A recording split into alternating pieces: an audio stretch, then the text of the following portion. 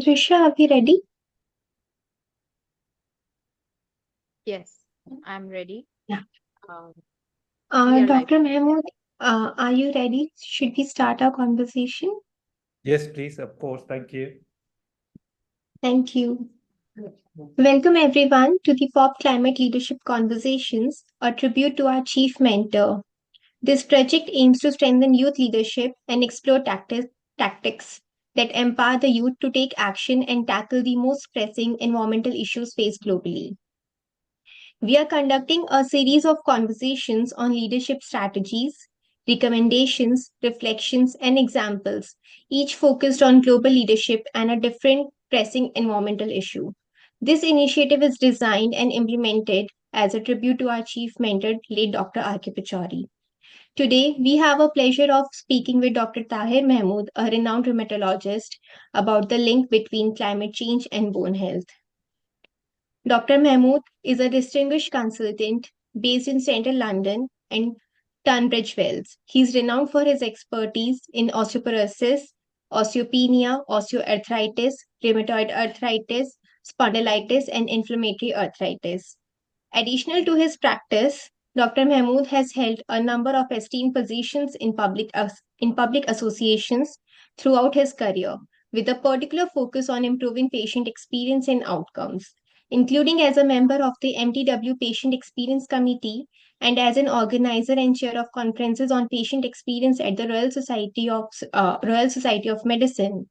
In recognition of his commitment to drive improvement in this area, he was awarded an NHS Innovations Award for Patients' Feedback.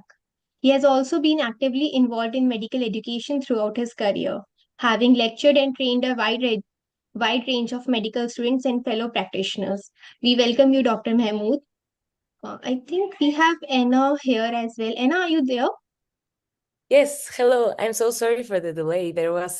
I had some issue with the time change, and I thought it was an hour from now, but I'm sorry for joining late. It's so nice to meet you, Dr. Mahmoud. I'm really looking forward to this conversation. Thank You're you, very Anna. kind. Sorry, Dr. Mahmood. No, thank you. Well, you're very generous to invite me, and really, first of all, I just want to applaud, everything that you guys are doing, Dr. Ash, and the team, and Dr. Ash Senior. This is a really important area, and you guys have shown leadership over a long period of time, and I think the work that you're doing is really valuable and has very extensive and key impact for all of us everywhere. I mean, I've just been doing a sort of small role in terms of advocating for patients and just being curious about what goes on in the clinic and how we can serve our patients better. So I think I've had a sort of minor contribution in the whole scheme of things. Our sort of basic assumption is that patients are incredibly gifted, and each of us on the planet has an incredible potential and future. And for us to progress that, we need to have the right support and mentorship and resources to guide us, and to have networks where we're able to experience examples of different things that we're doing in an opportunity to learn and then to serve and to grow and so on.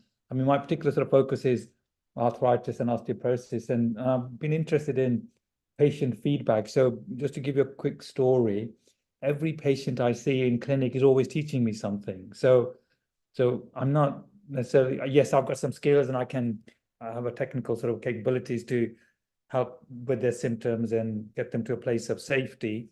But it's a like a fair, there's a lot of stuff goes on in the clinic which they're sort of very valuable in terms of my understanding of the world or what they do or their experiences, or so they're always teaching me stuff. And yes, I get to be curious.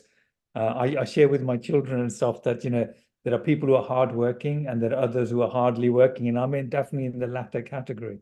So I don't really do much, and yet thankfully I have a bit of an impact on people, and really get to be curious and learn about what else is going on. So just if there are particular questions, I can tell you a bit about cover those first, and then just tell you a little bit about bone and osteoporosis, or what sort of things did you have in mind you wanted to cover? Yes, of course. We're really, really excited for this conversation because I think it gives us such a different perspective of how climate change affects our daily lives. So we do have 5 questions. Yes, 5 questions. First, we will be asking you about leadership, what leadership means to you, and how you practice leadership in your day-to-day life. And from then on, we will go into questions regarding bone health and climate change. Dr. Ash did mention in the email you were focused on that topic mainly, and I'm very excited to learn about it because I had never heard about bone health as a climate and its relation to climate change. So we're very excited about that. But before going into that, if you agree, we can start with the first question, which is about leadership. And the question would be, what does leadership means to you? Yeah, so I think obviously leadership can mean different things to different people, or each of us at different times, different things. I think for me, it's really more around having a sense of awe about oneself. So, you can't go around helping anyone else. I have children, and I reference back everything to them. So my sort of wish for them is to have a sense of appreciation of themselves. And then once they got some sort of read and appreciation and awareness and sense of responsibility that they get to be themselves, and then with that brings a lot of responsibility in terms of what you do, how you eat, how you think, how you interact with people, all the sort of education and training, support, mentorship you can get to take you to the next level. And then you can be a little bit in the service of others. But if you don't have any capability and you're not really of some degree of sort of appreciation of yourself and a certain standard for yourself, you can't really be that useful to other people. And that's my sort of maybe a bit of a simple perspective on stuff. So I think leadership more is about sort of being curious and appreciative of the responsibilities that we have, and then you're always in a state of growth. And one thing the physics of the universe is expanding at an elevated at a faster rate. So for us to keep pace with what's going on, we have to learn more and at a faster rate. So I think it's about learning and then having some curiosity about yourself and things around you, the laws of physics, how do we get to be on the planet. There's lots of gifts and sort of resources that we have access to, people that we can learn from. And then it's building on that and sort of contributing to it. So I think it's all around oneself. So I'll give you a quick little story. So I bought a particular car for my children because one of them had a picture of it on her wall, just to give them some sense of appreciation of workmanship and so on. And we have a number plate for it, and the number plate's got 5 and 4, and the idea, there's 5 of them, the children, and the idea is that they work on their own 4 corners of themselves, and then they can have a bigger impact on their communities and so on. So I think it's all around yourself, and then lots of mentorships, lots of sort of interconnectedness and communities to help develop your capabilities, because everything is accelerating at a very fast rate, and we've got to be like a student of ourselves and the people around you, and then find worthwhile causes that align with your values to be able to make some small contribution on. So I don't know whether that's that answer makes any sense or not. No, it definitely does. I think you mentioning education and knowledge is so important, because I think it becomes the main building blocks to becoming a leader, right? Because that way, when you're leading, you're really going back to different things you've learned and having this openness to relearn things that maybe have been updated, right? And I think that really aligns with the pop movement, where our tagline is "Youth inspired by knowledge." So I think that's where our leadership technique also stems from. So going into the next question, I would like to hand it over to Manish Gupta, who will be helping us in asking the next question. Thank you, Anna, and thank you, sir. So my question is, one second.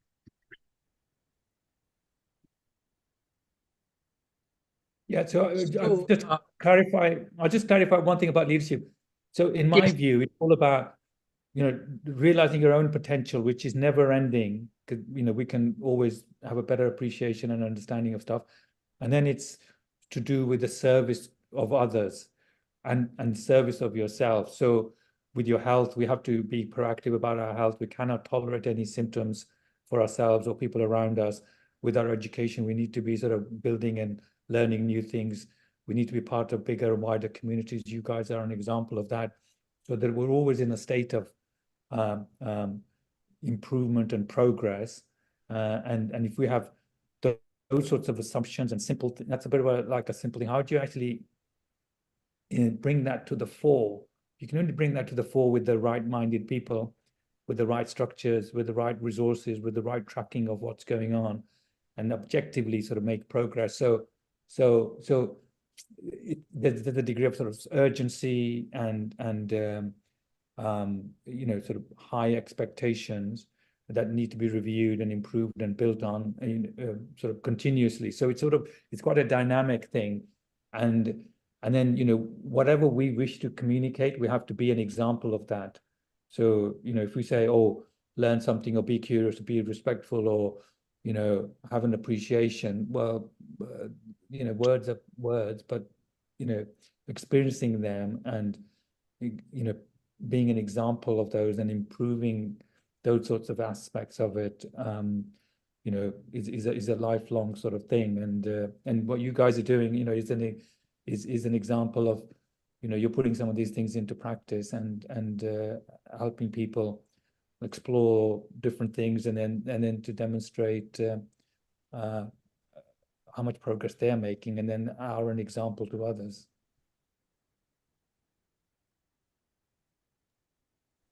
I completely agree. I think, as you mentioned, leadership is not only about yourself, but also how you inspire others. So I think that's such an important aspect to mention and really to work towards. Thank you so much, Dr. Mahmud. Now I would like to hand it over to Manish Gupta for the next question, if that's okay. Thank you, Anna. So my question is, please, sir, please tell us more about the link between climate change and bone health. Yeah, so just to give you a bit of a background about bone health. So bones are really critical to our health, and they give us the shape and the skeleton and the sort of the strength that we have and the mobility that we have. We didn't have the bones, we would have limitation, all of those things. And what happens typically over time, our bones become, well, first of all, this may be more relevant for some of your audiences. So if you don't do certain things, such as nutrition, activities, exercise, your bones may not reach their peak potential, and therefore your bones, grow over time, go in the teenage years, grow in the later years. They reach their peak bone mass around age 30 and early 30s, and then they remain relatively steady, and then they might decline a little bit, and much more so in later age, particularly around the menopause. In women, they decline very rapidly. So bone, our bone are changing. Our whole biology is changing over time. So if you look at, people in yourself or people in your family, so the youngsters, the adults, the older members of the family or community, you can see that they're changing very rapidly in terms of their physical appearances and so on. But the things that can affect our health can also affect everything that can affect our health, can affect our bones. So pollution, the environment, nutrition, those things will have a direct effect on our general health, but also our bone health, inflammation. So any of those sorts of things can have an impact on our bone. And then as the bone becomes less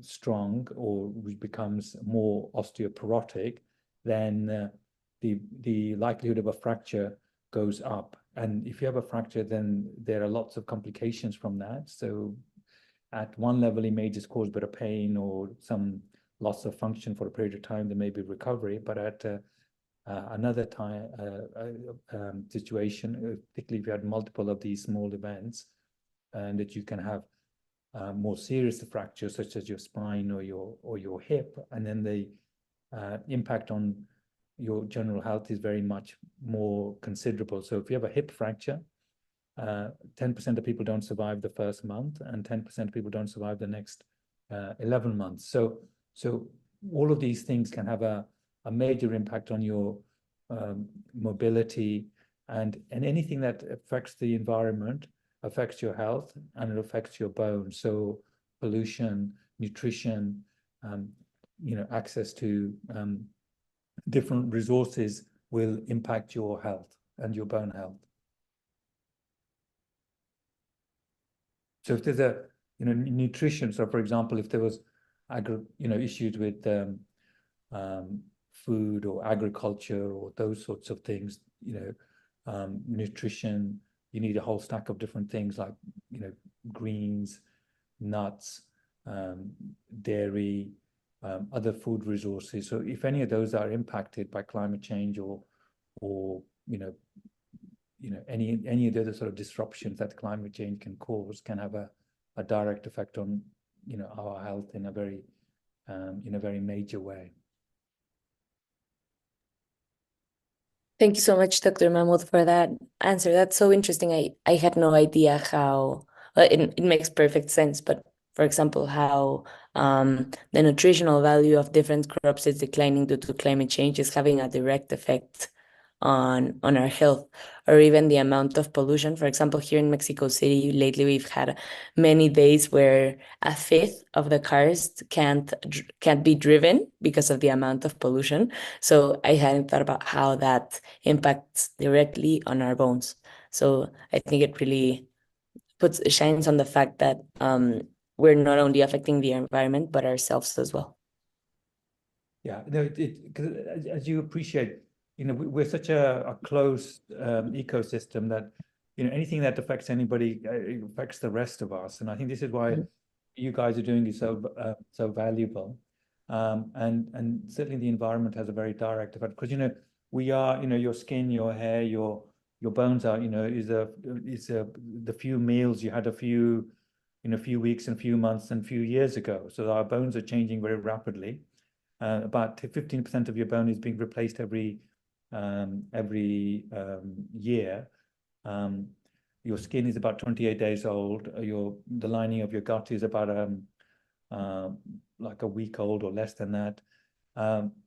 Everything is in a very sort of dynamic state. So we are the product of all the sort of inputs that go into us, and everything can then have an effect, and then that effect can obviously accumulate over time. So yeah, we're very susceptible to all of these different things. I wonder whether we might do a quick sort of question, or if I can maybe share a link in the chat. So there's a website that we've set up. So when patients come to our clinic, we can help them with arthritis and so on. Our mantra is we want people to be symptom-free, drug-free, doctor-free, and be really independent, so they don't have to go and see doctors. So that's our sort of aspiration. And for osteoporosis, we have a process where we can help people reverse their bone so they can get 10% or more bone in 1 year. And we have a patented process to help achieve that. But the dream is, if we can get people to prevent having osteoporosis in the first place, and a time in the future by 2040 where there won't be any osteoporosis, to achieve that goal, there's a whole series of steps that need to happen. And part of that is education and awareness that our bones are very dynamic, they're changing all the time. Everything impacts everything in terms of your health, and it affects your bones. And one piece is this education, and particularly for youngsters and people who have leadership roles, not only immediately in this for themselves, but their communities and so on. We have a foundation called Global Osteoporosis Foundation. It's a registered UK registered charity, And the wish is, and with the help of Dr. Ash and others, to take this forward into a broader audience. And the first piece of that is to just get people to be a little bit curious and aware about what impacts your bones. And so it's called Global Osteoporosis Foundation, and there's a website called Sticks and Stones. And I might just include that in the chat. And you can, I'm not the most expert at using chat, I have to say, but I'll just stick it in here. There are just different sort of URLs, but if anybody, I mean, if so there's a questionnaire there. So if I could maybe suggest either now or at a time point suit yourselves, is to have a look at the questionnaire there. There's some data about nutrition, exercise, how much of this or that to have, some sort of different other sort of resources, and the questionnaire, and this may be worth doing, is just identify some risk factors that may lead to having low bone strength or osteoporosis, either now or in the future. So this may be relevant for ourselves, people on the call, or our sort of immediate family and networks.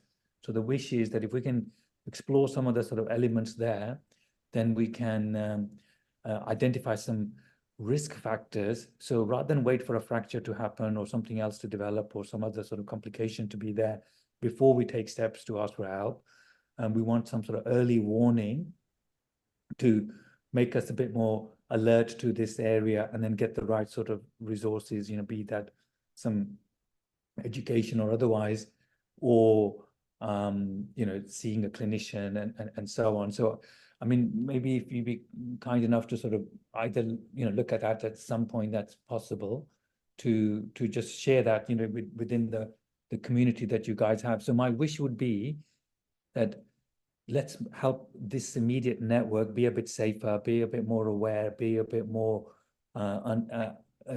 understanding of this aspect, well, health generally, and this aspect of health. And then we can do small things to be a little bit safer ourselves. Because I get the understanding, I understand that you guys are very conscientious and very community minded, and you want to do stuff to really be of some service and make a difference, and the work you do is awesome, the sort of incredible stuff that you're doing. But I need, my wish for you would be to progress and build on this and have more success. But the first thing has to be that you have to look after your own health and the people around you. We can't go and save the next planetary system if we're not looking after ourselves. So it always starts here. This is why, my leadership thing isn't all go and save the world and, be whatever. It's just lead yourself, lead oneself, be responsible. So we're taking, interest in, the things that we're thinking, the things we're eating, the things we are sort of, interacting with, and so on. So that questionnaire, I think, will be something that, I would really need your guidance and advice. And you might say, well, look, it's back to front, wrong way around, we'll improve it. It's just one version of it. We keep building on this. There's a whole ecosystem we're trying to create on top of this. But, what would make a big difference to us is having you explore that and then give us some feedback, improve it. And then if you could do this thing, which is where you adapt and adopt. So you sort of make it your own.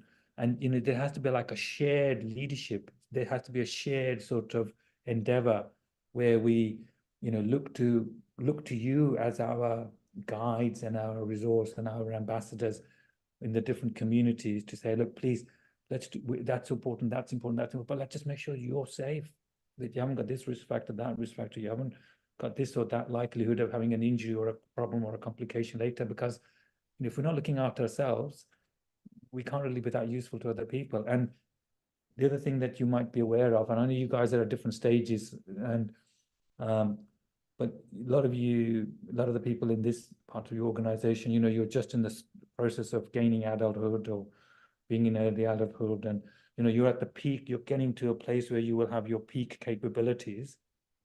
And I don't know whether you saw the D-Day in the UK. We have this thing where 80 years ago there was D-Day, where there was a wish to liberate Europe from the Second World War. And you may have seen some pictures, but if you Google D-Day, you'll see lots of people in Zimmers and wheelchairs going in different parts of the ceremonies that was taken place to honor the people who made such sacrifice and stuff to bring the war to a conclusion. But those people were not in a Zimmer then, were they? They were not in a wheelchair then, were they? They were the King Kongs of their time, which some of you are now, and you will be. But your future is going to be like them, so is everybody else's. So unless we invest in the future and look after our own health, that's the kind of thing that's waiting for all of us. And so people around you, your parents, your families, we have to make sure that they're safe, they're curious, they're taking whatever steps they are to get help that they need to be as healthy and as well as they can. Okay, I'm going to stop there. I've gone on for a bit too long there. I apologize. No, don't worry at all. This was all very interesting. And I think I found the questionnaire you were talking about, sticksandstones.org, right? If I believe it, I will share it in the chat because it's so interesting. I think there's so many aspects that you were mentioning now that affect our bone health that maybe we really hadn't thought about. And we feel healthy and young right now, but in a few years, a few decades, there's so many things we can do now to help our health. So really thank you for expanding on that. If you agree, we can go to the next question. Would that be okay? Please, yeah.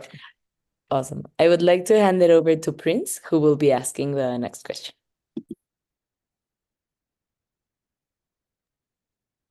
Thank you, Anna. Am I audible?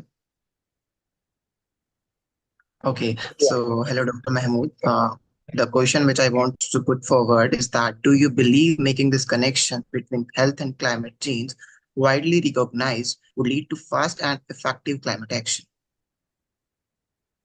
Fast and effective climate action. Yes, I think, well, look, the reason why I think your movement is so important is that all new ideas come from the next generation. You are that generation. You've taken it upon yourself, and you've got mentors around you to support and guide and to build your leadership and your capabilities and so on. So absolutely. So I think with your enthusiasm and energy and the sort of the importance of this subject, you will take this forward. So there's a few assumptions that I have. I've met many tens of thousands of patients, and I didn't find a single one who wasn't curious, who wasn't thoughtful, who wasn't responsible, who didn't want to do the best to help themselves and their family and their community and so on. So maybe I've got a peculiar set of patients who come and see me, but I think 99.9999% of the population, actually wants to be those sorts of things. So I think if you can make the connection, help people have information, have good stories, have good sort of relatable examples, and then people will listen. And health is a critical thing for all of us. But over time, we are very busy and we get distracted. That's just the human species. So we can be misled, we can be easily confused. But over time, people are sensible and they will find their way to a place of truth and value. And I think, more example stories and collaborations and doing things to serve and to explore and to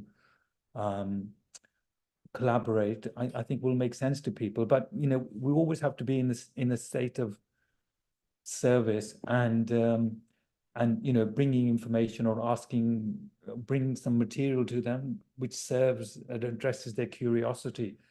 We can't be sort of, for me anyway, I can't be sort of like being overly preaching in the clinic. I have to find ways of explaining stuff that relates to the individual. So yeah, I think the climate change, health are sort of important things, and so the assumption is people are very sensible and very smart, but the information they have has to be presented in a way that somehow really addresses their concerns and their answers and their particular pertinent issues at the time.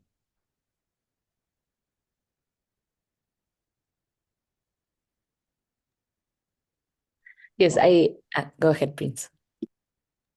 Thank you, Dr. Mahmood. I totally agree for your points. And what I actually believe is, as health is a universal and a broader concern, and highlighting when it's about highlighting the health risk of climate change, so it can broaden the range of peoples who are motivated to take action into it.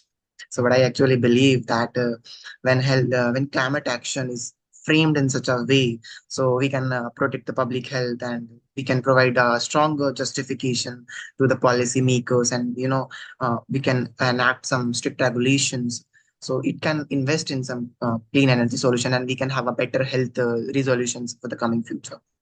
So thank you so much, Dr. Mahmood, for your points, and with this I would like to put forward the meeting to the next person who is going to take the next question. Thank you. Thank you. Thank you so much, Dr. Mahmoud. The next question actually relates to what we were talking about, so I would like to hand it over to Drisha for her question.